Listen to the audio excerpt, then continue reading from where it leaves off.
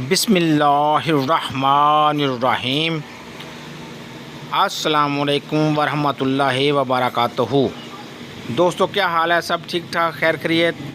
حضرت علی رضی اللہ تعالیٰ عنہ شیر خدا ارشاد فرماتے ہیں کہ جب تم اپنی بہن کے گھر جاؤ تو اپنی طاقت کے مطابق کچھ لے جاؤ، کیونکہ تمہاری بہن کا تم پر حق ایسے والدین کی وراثت سے ملا ہے، اور انتہائی بد نصیب ہے وہ شخص جس کی بہن ناراض ہو اور اس کی بہن کی موت واقع ہو جائے۔ محترم ناظرین، آج کی یہ ویڈیو ہر انسان کو ضرور دیکھنی چاہیے، چاہے وہ کسی بھی مذہب سے یا کسی بھی مسلک سے تعلق رکھتا ہو، کیونکہ بہنیں تو ہر کسی کی ہوتی ہیں۔ بہنیں تو ماں کا روپ ہوتی ہیں جو اپنے بھائیوں کا ذرا سا بھی دکھ برداشت نہیں کر سکتی۔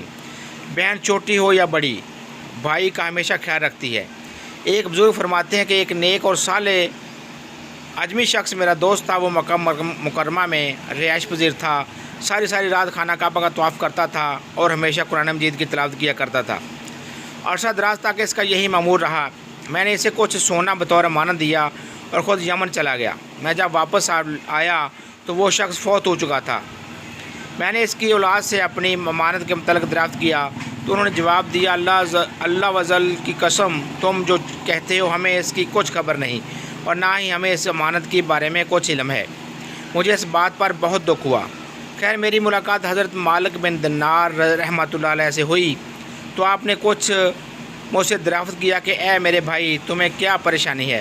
میں نے سارا ماجرا کیا سنایا تو انہوں نے کہا کہ جمعہ کو آدھی رات کے وقت جب مطاف یعنی طواف کی جگہ میں کوئی نہ ہو تو تم رکن یمانی اور مقام ابراہیم کے درمیان ہو کر با آواز بلند پکارنا، اے فلاں، اگر وہ واقعی اللہ تعالیٰ کا مقبول بندہ ہو تو اس کی روح تو اس سے کلام کرے گی، اس لیے اس کی روح مومنی رکن اور مقام کے درمیان جمع ہوتی ہے۔ وہ بزرگ فرماتے ہیں کہ جمعہ کی رات آئی تو میں نے آدھی رات کے وقت رکن اور قیام کے درمیان کھڑے ہو کر بلند آواز سے پکارا، اے فلاں، لیکن کسی نے مجھ سے کوئی کلام نہیں کیا۔ جب صبح ہوئی تو میں نے سیدنا مالک بن دینار کو بتایا کہ آپ نے فرمایا یہ اجمی شخص جہنمی تھا، لیکن تم ایسا کرو کہ یمن چلے جاؤ، وہاں ایک کنواں ہے جس کا نام بیرڈ بھوت ہے، اس کنویں میں عذاب دیے جانے والوں کی روح جمع ہوتی ہے، وہ کنواں جہنم کے منہ پر ہے۔ تم آدھی رات کے وقت کنویں کے کنارے کھڑے ہو کر یوں ندا کرنا گیا فلاں کی روح تو اس روح کے تم سے کلام کرے گی۔ یمن پہنچنے کے بعد میں اس کنویں کے قریب جا کر بیٹھ گیا۔ آدھی رات کے وقت میں نے دیکھا کہ وہ لوگوں کو لا کر اس کنویں میں اتارا گیا۔ دونوں رہ رہے تھے، ایک نے دوسرے سے پوچھا کہ تم کون ہو؟ دوسرے نے جواب دیا، میں ایک ظالم شخص کی روح ہوں جو دنیا میں بادشاہ کا پہرے دار تھا اور حرام کھاتا تھا۔ ملک الموت نے مجھے اس کنویں میں پھینک دیا اور اب مجھے اس میں عذاب دیا جائے گا۔ دوسرے نے جواب دیا کہ میں عبد المالک بن مروان کی روح ہوں جو نافرمان اور ظالم شخص تھا، اب مجھے اس کنویں میں عذاب دینے کے لیے لایا گیا ہے۔ جب میں نے دونوں کی چیخو پکار سنی تو گھبراہٹ کی شدت سے میرے بدن کی رونگٹے کھڑے ہو گئے۔ پھر میں نے اس کنویں میں جھانک کر باآواز بلند پکارا، اے فلاں، تو اس شخص نے آواز دیا، لبیک، یعنی کہ میں موجود ہوں، اور وہ اس حالت میں تھا کہ اسے عذاب دیتے ہوئے مارا پیٹا جا رہا تھا۔ میں نے اس سے پوچھا، اے میرے بھائی، وہ امانت کہاں ہے جو میں نے تیرے پاس رکھوائی تھی؟ اس نے جواب دیا کہ وہ امانت فلاں جگہ فلاں زینے کے نیچے دفن ہے۔ پھر میں نے پوچھا کہ اے میرے بھائی، کس گناہ کے سبب تجھے بدبختوں کے مقام پر لایا گیا ہے؟ اس نے جواب دیا، میری بہن کے سبب، اس لیے کہ میری ایک بہن مجھ سے کہیں دور سرزمین عجم میں رہتی تھی۔ میں اس کی پرواہ کیے بغیر اللہ عز و جل کی عبادت میں مشغول ہو گیا اور مقام کرما میں رہنے لگا۔ میں اس مدت میں نہ مجھے اس کی کوئی خبر ہوئی اور نہ ہی وہاں سے آنے جانے والوں سے اس کی متعلق کچھ پوچھا۔ جب میں مر گیا تو اللہ تعالیٰ نے اسی بات پر میری پکڑ فرمائی اور مجھ سے فرمایا کہ اس کو کیسے بھول گیا؟ اس کے کپڑے نہیں تھے اور تو نے کپڑے پہنے ہوئے زندگی گزارتا تھا۔ وہ بھوکی رہتی تھی، تو سیر ہو کر کھانا کھاتا تھا۔ وہ پیاسی رہتی تھی، تو سیر ہو کر پانی پیتا تھا۔ پھر اللہ تعالیٰ نے فرمایا کہ مجھے اپنی عزت و جلال کی قسم، قطع رحمی کرنے والے پر رحم نہیں کروں گا۔ اسے لے جاؤ اور بیرڈ ہوت میں ڈال دو۔ تو ملک الموت نے مجھے اس کنویں میں ڈال دیا اور اور مجھے عذاب دیا جا رہا ہے۔ اے میرے بھائی، تو میری بہن کے پاس جا کر اسے میرے متعلق معافی کی درخواست کرو اور اس عذاب سے میرے چھٹکارے کے لیے کچھ کرو۔ ممکن ہے اللہ تعالیٰ میرے حال پر رحم فرما دے، کیونکہ اللہ تعالیٰ کے ہاں قطع رحمی کے علاوہ میرا اور کوئی گناہ نہیں ہے۔ وہ بزرگ فرماتے ہیں کہ میں پہلے اس جگہ گیا جہاں مانت دفن تھی، اسے کھودا تو اس میں ایک تھیلی تھی جس میں میری امانت موجود تھی، وہ اسی حالت میں تھی جیسے میں نے اپنے ہاتھ سے باندھی تھی۔ پھر میں اپنی امانت لے کر عجم کے شہر چلا گیا، وہاں جا کر اس کی بہن کے متعلق لوگوں سے معلومات حاصل کی۔ بلاخر جب میری اس سے ملاقات ہوئی تو میں نے اسے اول و آخر سارا ماجرا سنایا تو وہ رونے لگی۔ پھر جب میں نے اس کے چھٹکارے کے لیے اس سے کہا تو اللہ تعالیٰ کی بارگاہ میں محتاجی کی شکایت کرنے لگی۔ میں نے کچھ دنیاوی مال اسے دیا اور وہاں سے لوٹ آیا۔ محترم ناظرین، اللہ کا شکر ادا کرو کہ اللہ تعالیٰ نے تمہیں یہ پاکیزہ رشتہ عطا کیا اور تمہیں تمہارے دکھوں کا سہارا عطا کیا۔ بہن اگر تم سے عمر بڑی ہے تو وہ ماں کے حالت حکم میں ہے، اس کا ادب و احترام قریب اسی انداز میں ہونا چاہیے جیسا کہ حدیث سے معلوم ہوتا ہے۔ اور چھوٹی ہے تو بھائی کو اس کا خیال ایسے ہی رکھنا چاہیے جس طرح ایک باپ اپنی بیٹی کا خیال رکھتا ہے۔ بس ہر مسلمان کو چاہیے کہ صلہ رحمی کو اختیار کرے۔ نبی کریم صلی اللہ علیہ وسلم کا فرمان عالی شان ہے، صلہ رحمی رزق کو بڑھاتی ہے۔